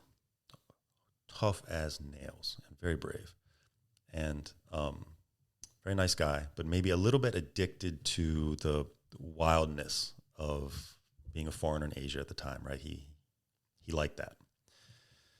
So he was a guy that often, like when something crazy would happen, I'm living in Suzhou, my friends are back in Guangzhou, something crazy, I was like, was Tim involved? Like, oh yeah, Tim started it, So when He's Tim always involved. So like once a month, he'd come up for a weekend to Suzhou to hang out. And Suzhou at the time. Isn't there a drink called Suzhou? I don't know. The one that smells like foot? Well, Baijiu. Baijiu. Okay. Sorry. Go ahead. At the time, Shanghai was very buttoned up. Suzhou was the playground of Shanghai. When guys on the week, it was the Vegas of LA, right? Okay. When guys wanted to cut loose from Shanghai, they'd come up to Suzhou for the weekend. So all the vice crimes were there. It was the most beautiful tourist town, gorgeous. But at night, the purple lights came on and it got really gritty. So Tim would come up once a weekend to hang out in Suzhou. And he comes up one weekend, and we had known about this bar area right outside of town. There was an Eiffel Tower-shaped TV tower, and we called it Past the Eiffel Tower. It was this warren of little bars that was rough. Yeah. And Tim was like, we're going down to the Eiffel Tower tonight. That was his dream, to go down to the Eiffel Tower. So we, finally, we're going to take the half-an-hour cab ride down there, go down to the Eiffel Tower. We get down there. There's no cabs down there, so we have the driver wait for us. And we walk back into these like tiny little warrens, all these little like very shady little bars and stuff. Who knows what's going on there? And there's 4 of us, and 2 of us walk into the first bar. And Tim was like, you know what? I'm just going to check out the next bar, and then I'll be right back. So he and the other guy walk to the next bar. We get beers. Tim doesn't come back, and I thought we'd go find him. So I was like, check, please. And the check comes, and it's like 8 times the price of what it should have been. They saw foreigners. We're going to rip them off, right? What are they going to do about it? And we had an argument, and they wouldn't back down. So I threw down on the bar what we owed, what the fair price of the beers, and we walked out. And then all these big guys who had gathered around, because knowing what was going to happen, followed us out. So 4 or 5 guys follow us out. And just as we walk out, Tim and the other guy are walking down the street towards us, and they're like, they're being followed by 4 or 5 guys. They're like, you wouldn't believe what happened. They tried to jack a price, And I was like, what'd you do? He said, I didn't pay anything. So we paid for 2 beers out of 4 when they want, a lot of money. And they were angry, but they weren't yet past that line of aggression to really start a fight. You could see it, but they were gangster guys. They were on the dark side of criminality.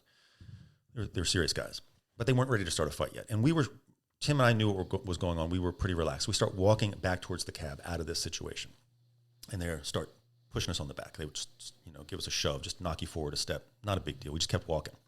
Well, one of the guys that was with us, George, had just gotten to China, and he was really uncomfortable with the situation. And when they shoved him, he turned around and put his fists up. And the guy he did it to turned on a dime and sprinted away. And I was like, I didn't expect that to work. Because Chinese guys especially those kind of Chinese guys, they don't back down, right? From any fight, they don't back down. Right. And that guy just sprinted away, and I was like, wow. I've never seen that happen before. And then we just kept on walking towards the cab. A minute later, I hear this clang, clang, clang.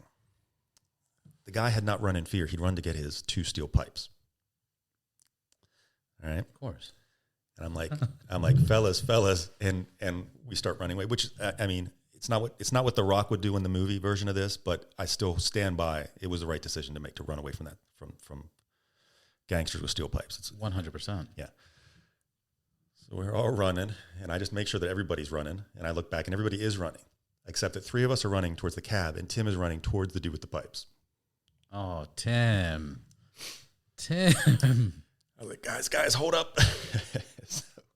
So we run back to this scene, and the dude has 2 pipes, and he runs up and real smooth, throws one of the pipes to one of the guys, and then just goes at Tim. But I didn't see what happened next with Tim, because the guy who caught the pipe came at me, and he did a right-handed baseball swing at me, and I covered up my head, and he swung low and he hit me in the ribs. But I had on this heavy leather jacket, and under the jacket I had a heavy knit sweater. And when I pulled my arms up, it pulled the jacket away from me, so there was that gap. So when it hit the jacket, slowed it down. It stopped it. I didn't feel a thing. This guy did a full-on swing, steel pipe into my side. It didn't even leave a bruise, right? I was so lucky. And when he went for my side, I brought my arms down to protect my side, but I was too late, so the pipe hit me, and I just You caught it. You hooked it. Yeah. We had a little tug of war. We bashed each other in the face with our free hands a few times, but I ended up with the pipe. And I handed the pipe to George, who's standing beside me, and I look over, and Tim has one end of the pipe, and the Chinese guy has the other end of the pipe. The Chinese guy's on his back, and Tim is dragging him across the street. So I run over and I hop on the guy's chest and pop a couple times, and he lets go of the pipe. Pop as in punches, not pop. Punches. And I didn't hit him in the face. I wasn't trying to hurt him. I wasn't trying to escalate the situation. So when I was hitting him, he had the pipe with both hands in front of his face. So I was actually hitting his hands. Yeah. But the pipe was hitting him in the face when I was hitting his hand. So he let go. So now 4 of us have the 2 pipes, 9 or 10 of them, no pipes. Walk back up to the taxi. And this guy, older man in a purple suit, which is what mobsters wear. That's actually slang in China for the mobsters. It's the guys in purple suits. Guy in purple suit turns up. Very respectable. Not the kind of guy who tries to rip you off for beer. Turns up. He's like, what's going on here? And I wasn't sure what was going to happen, because this could now be a much different situation, right? And the guys tell him, and they told him pretty openly. They're like, yeah, we ripped them off for beer and they wouldn't pay. Then we attacked them, they took our pipes. And the guy gets furious at the gangsters. He's like, we do not treat our foreign guests like that. And he lays into them. And then Tim takes out his wallet and pays. He's like, look, we had 2 beers. We didn't pay for them. The guy took it, and the guy's like, I'm so sorry this happened. Please come back here. You're always welcome. I promise it won't happen again. Wow. Got in the taxis. I still had the pipes. And the one guy, he had now with his boss, there was now like a little kid. He was like, hey, can I get my pipes back? I was like, fuck you, my pipes now. My pipes. Took off with the pipes, yeah. You still got the pipes? I had the pipes for years. I moved, and I didn't take them with me. Yeah, that would have been awesome. Yeah. I'll tell you a Mexican version of that happened to me. I'm with my brother was in the Navy, so he was based in Coronado. He takes me out there. I'm like 18 or something like that. One bar is $20 all you can drink. The other bar is you pay for your drinks, but all the hot girls are there. Right. So you got to go to this one, get drunk, and you got to go over here. And you do this back and forth, and I'm with my brother and his friends from the Navy, and but we keep missing, and I'm hanging out with Felix and my brother. Anyways, this continues. I'm trying to go back where the girls are at, where my brother's at, and they're like, enough, you're drunk. You've been going downstairs and upstairs, and you can't come in here. And again, I'm 18 years old. I'm like, what? You can't tell me what to do? And actually, I was with my other buddy, Albert, and he's like, yeah, you can't tell us what to do. The guy grabs me. I grab his hand. Was this a friend or a bouncer? Or? This is a bouncer. Okay. This is a bouncer. I grab his hand. I pull up, and I hit him in the face, and I push him. He falls. And I'm like, yes. There's another bouncer behind the door. He just turns around, grabs a flashlight, just boom. I hear the batteries of the flashlight just what? And my friend Albert picks me up, turns us around. Now we're going down the stairs, and there's like 5 bouncers hitting us with flashlights. Okay, and I hear the batteries. I'm like, click, click, click, click, click, click, click, click, click, click, click. At the bottom, my brother's there. Like, that's my brother. Oh no, the cop pulls out a gun.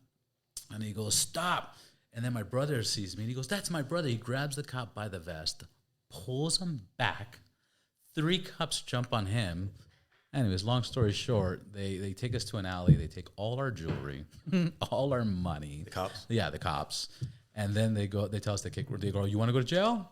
And no, we don't want to. All right. They take everything, and then kick rocks. That's it. We crossed the border. I was bleeding all over the place. Gosh. Oh, my gosh. I didn't take anybody's pipe on that one. But that's the Mexican version of that one.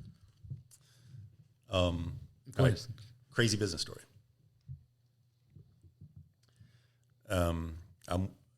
My second job in China. That guy Patrick who got me in the soup, he was my first boss in China. He did this. It's kind of interesting.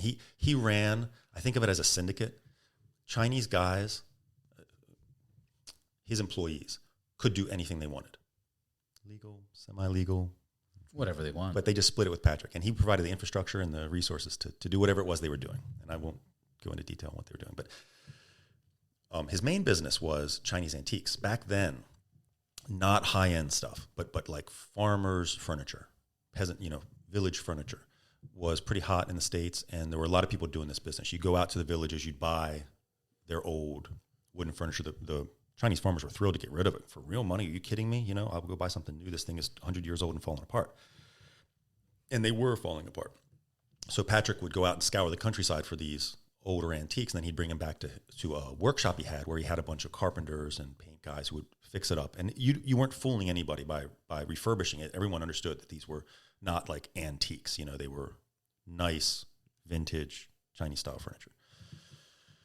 And my job for him was to go out and help pick the antiques. So by that time, the countryside around the city was picked over. So we would go, me and a couple of Chinese guys, we would get into a flatbed truck and drive until the road ended, up into the mountains, just as far as you could go. And you couldn't show a foreign face because then the prices would skyrocket. So they would go through the village first. They'd negotiate all the prices. And then I would come in. And they didn't necessarily know what the Western markets wanted, but neither did I. I was 23 years old. But anyway, I had the sort of Western take on it. Yes, no, yes, no. So just quickly, one of these villages, we pull up, and I'm waiting by the truck. And this old woman walks up, and she speaks a dialect. She does not speak Mandarin, right? But she could just make herself understood just a little bit, okay? She's asking me questions. Where are you from? I tell her, are you employed? Yes. Are you married? No. Just general, chatty questions. She's 70, 110 pounds, less, 90 pounds, 70 years old, not threatening, right? And she grabs my wrist with this vice grip. She's like taking me into the village. Well, it wasn't threatening, right? Not at all. I wasn't supposed to be in the village. That the deal was I stay out, the guys go in. But I did. She was so insistent. She wanted me to go into the village so badly, right? Wind our way through this Chinese, very rural farming village. Mud brick houses, not modern. And we go into a house. It's a one-room house, and there's a couple there. They're in their 40s, sitting there at this table, and they start this conversation. Look, I can't understand a word of it, right? But it's about me. She's pointing at me, prodding me. She's talking about me. It turns into an argument. It's like it escalates. They're like shouting at each other, and then finally she grabs me by the wrist and yanks me out and drags me out of the house to another house where it happens again. Same thing. couple in their 40s sitting there. Who knows why? We walk in. She's selling you or something? Okay, you jump me. Yeah. Was she? Third house, this happens. And as she's in her pitch, this argument, one of my colleagues comes in who speaks enough of the local dialect to understand what's going on. He walks in. He kind of smirks because he sees me, here, whatever, in the middle of this nonsense. And then he hears what's being said, and his jaw drops. He grabs my other wrist, and he's like, get the fuck out of here right now. And so there's a big brouhaha, and he gets me out of there, and we run back to the truck. And I'm like, what was going on? That village on that day of the year was matchmaking day. And that old woman was a matchmaker. And she was going to earn her matchmaking commission by selling the white guy into marriage with any of the families who on that day had said, yeah, we were looking for a match for our daughters. How this village did it, right? You just went along to 3 different houses. And just it was so unthreatening, and it was so odd. I couldn't understand what was going on, but it was totally unthreatening. At this 90-pound, 70-year-old woman taking me around to these obvious, nice couples. It wasn't like I was going back a dark alley with a guy with a knife wound on his face. It was just, It wasn't threatening. So I just went along. And I was really stupid. You picked up on it right away. I didn't know what was going on. But, I almost got married off to some poor Chinese farmer. Well, and I'm happy you told me what you were being sold for. Like, I'm thinking, they're going to sell him for like parts or something. No, slave trader. No. They're going to eat him or something. Yeah, like I was getting married. So anyway, so after Patrick, I went and I worked in this Danish consulting company that did market entry consulting, so helping foreign companies come get set up in China. And an American company had bought a German company back in the States, abroad, nothing to do with China, except that the German company had a subsidiary in China. When the American company bought the German company and they looked at the subsidiary, which is a hefty asset on the balance sheet, they realized there was something wrong. They didn't know what, but money was not coming out. Money was going in and not coming back out. They hired us to investigate. And I was young. I'm 24 at this point. But through the vagaries of how management consulting works, I ended up being the guy who gets sent to the factory to be stationed there to lead the research. Of course, I'm not making any real decisions. I'm kicking up the information to the partners, but I'm on the ground. And what I uncover is, oh my goodness, this company, it was in electrical distribution industry, and they bought a lot of copper. And the Chinese partner, prior to opening this joint venture, or maybe at the same time as the joint venture, had participated in a scheme with a couple of government officials to invest government money. This was disaster relief money, funds in case there was a flood, right? Those guys realized it was just sitting there. At the time, this is late 90s, price of copper was going through the roof. And if you buy futures, you put 10% down. If it doubles, you've made 220 times your money. I mean, they felt like big business. It was a safe bet because China was electrifying the country at the time. They were buying up all the copper in the world. Prices were going crazy, and they should have kept on going crazy. So these guys had borrowed money from this government fund, and they invested on the copper exchange. And then Asian financial crisis, copper prices crashed, and they lost everything. And they had leaned on this poor Chinese guy who was a partner in the joint venture to recoup the funds. And the way he had done that was he had set up a bunch of fake distributors. He owned them through a proxy, and the company was selling everything to these 10 companies he'd set up. And they would receive the goods on credit, sell them, collect the money, and then give the money back to the fund. And he had drained $200 million out of this company. Back then, which is... Yeah. And there's actually, this was pretty common back then, that foreign companies would come and do stupid things in China and get their clocks cleaned. There's a book called Mr. China, which is just stories about this. But in any case, as I was investigating this, then I uncover all this stuff. And I actually interviewed the 2 guys in Beijing who were responsible for that fund, who had done the borrowing. And at the time I interviewed them, it strikes me how calm he was as I was confronting him with what we weren't sure he had done. And by the time I knew about it, some dumb foreigner, right, then a lot of people knew about it. And you don't get to steal from the Chinese government hundreds of millions of dollars as a government official, right? That's taboo. not allowed. So he was executed 4 months later. Just strikes me how calm he was in that meeting. He was so cool as I was talking to him about it. He must have known. The writing was on the wall. If I knew, everybody knew, right? Right. I wasn't the guy who blew the whistle on him. We didn't go to the authorities with it. We were. Well, what is the execution process over there? How do they do it? Back then, it was a matter of like weeks. You know, there's no appeal or anything. They shoot. No, I know, but they shoot. Yeah. Rifles, old school. When I first got there, what they would do is they would take the guy who's to be executed. They put him on the back of a flatbed truck with cops, and they would drive him around town at like 5 a.m, sunrise, to say, everyone behold, the criminal is about to get it. And then they drive him to a site outside of town and make an example out of him. Let everybody see what they were doing. Yeah. I don't think China executes political prisoners. They go to jail. These guys were murderers or extreme, fraud, theft, that kind of stuff. Yeah. Yeah, we were right in the middle of that. It was crazy. And that company never recovered, really. Wild. I was 24. It was my first kind of like, big China thing. To get dropped into the middle of that. And in that, as we were investigating, I remember this one meeting, one of the partners was sitting beside me, and the Chinese owner who was responsible, the Chinese partner who's responsible for all that, turned to that partner and said, "Oh, your daughters go down such and such street to school every day. I'm surprised. What shouldn't they take the such and such street? It's shorter." It's a threat.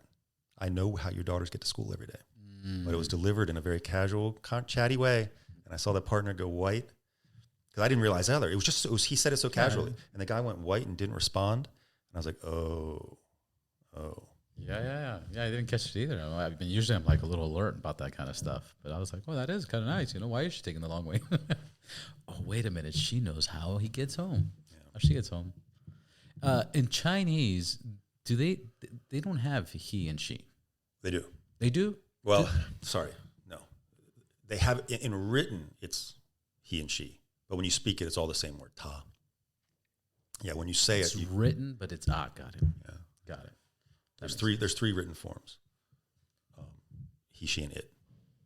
But all spoken the same. Got it.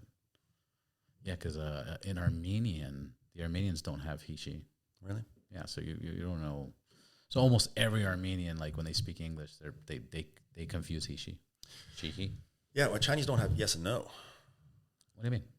There's no word yes and there's no word no. There's ways to communicate yes and no, obviously. You couldn't live without it, but they don't have a straight up word yes or a straight up word no.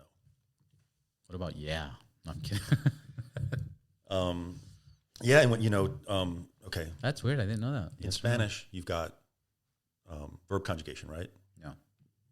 I play is different from they play, right? I assume I don't speak Spanish. Yeah. And then you have tenses in all Western language. You have tenses, and you have articles, the bread, some bread, a bread, right? Right. Not in Chinese. There are no tenses. None. There are no articles. And there's no verb conjugation. So the grammar is, that's wild, in a way, very easy. But to make yourself clear in Chinese or to understand what the other person's saying requires a much higher level of understanding of the language, because you don't get those really simple, played as opposed to play or will play. It doesn't exist. It's just play. So you have to understand from the context of what he's saying if he means that it happened yesterday, today, tomorrow, or some distant point in the future. I've heard this argument or this comment that Chinese, English in a sense is almost harder than Chinese. Obviously, we grew up with English, so we know English, so that's not a true statement. But like, if you didn't speak a language and you had to learn English or Chinese in a sense easier than English, because English you have they, the, there. There's so many phone. There's if you look at proper English, it's very complicated, and this is why so many foreigners have trouble learning English. But my question is Chinese the hardest language to learn? The State Department, the CIA, they rank languages easiest to hardest to learn. Chinese and Japanese are the hardest to learn for really? Native English speakers. So that's for native English speakers, correct? Yeah. Or for those from a Latin or Germanic, background. Right. But if as a child learning, I don't know. Yeah. But here's my experience. When I studied French, I got to a certain point where I could read books and newspapers. And then my understanding language just took off. My vocabulary took off. But in Chinese, because the Chinese character system is so impenetrable, it's so hard to learn, that I it was 10 times the study hours to be able to read a newspaper as it had been in French. So I didn't have that access to all those rich other sources of picking up the language, like reading the classic literature and reading the newspaper and that kind of thing. It was all blocked because reading and writing Chinese is so hard. Yeah. Speaking Chinese is difficult, especially the tones, but reading it is simply impossible. It's something that, it's why when people criticize the Chinese education system, they say, oh, it's all rote memorization, right? That's the criticism of the Chinese style of education. But it is that way because Chinese students have to learn. You need 2,000 characters for basic literacy. You need 10,000 characters for an educated person, and ultimately there are 25,000 characters. And the only way you can jam that into your head is rote memorization. And so that's how the Chinese system has developed as it did because of the way they write. That's wild. Last question, because you bring up the French and Chinese. Have you seen Loopers? That's the one with Bruce Willis and where he's from the future. A long time ago. And anyways, there's a scene where he has to return to his younger self because they killed his wife and he was living in China, and the mob did it. So now he's like, I gotta get my wife. I gotta protect her. So he goes back into the spoiler alert for a 10, 15-year-old movie.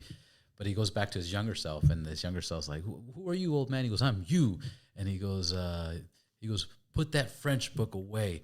Learn Chinese. It's the future, something like that. And he's like, I don't want to learn Chinese. I'm going to learn French. He goes, dude, I'm from the future. Like, learn Chinese. What do you think of China's future? I know we had a separate conversation, but like... Yeah. It doesn't look great right now. There are a lot of macro factors, large global trends that right now don't look great for the future of China. But I just say that in my 20-some years experience in China, there have been, Chicken Littles calling for the fall of China, the collapse of China, since the 90s, since $10 trillion of, a year of economic activity ago, right? So I just say that it looks bad right now, but it was always that way. There was always, at any point in time in the last 25 years, you could say, oh, China's doomed because, and then just pick it, Right. All these different factors, China doesn't have the natural resources they need to develop China as an industrialized society. China doesn't have enough arable land to feed its people. China doesn't have navigable waterways and they'll never build the train systems or whatever, there were always all these reasons. China doesn't have free press. They don't have open exchange of information, whatever. All those 25 years, people were predicting the fall of China for whatever, cause du jour. And now we have that still, right? And it's cogent. I mean, they're real arguments. China has a demographic problem right now. The one-child policy and the urbanization of China led to a birth rate below replacement rate. So right now they've got a whole lot of retirees and very few fewer working age people to support them, and that problem is going to get worse. When they relaxed the one-child policy, Chinese didn't go out and all start having 5, 6 kids each. They stayed at 1 kid per family because that's what they were used to. I got an interesting. That's really interesting. Yeah. I got an interesting fact for you. Think about this: 2nd generation, 1 child. After that, no cousins. You can't have cousins if you don't have uncle and aunts. There's no uncles and aunts. If your parents were single children, both single children, you have no uncles and aunts and no cousins. Does that slice of family life doesn't exist anymore for one-child families, and so they got used to that, right? How many years was that implemented? 75 until recently. Yeah, so 40 years, whatever that is.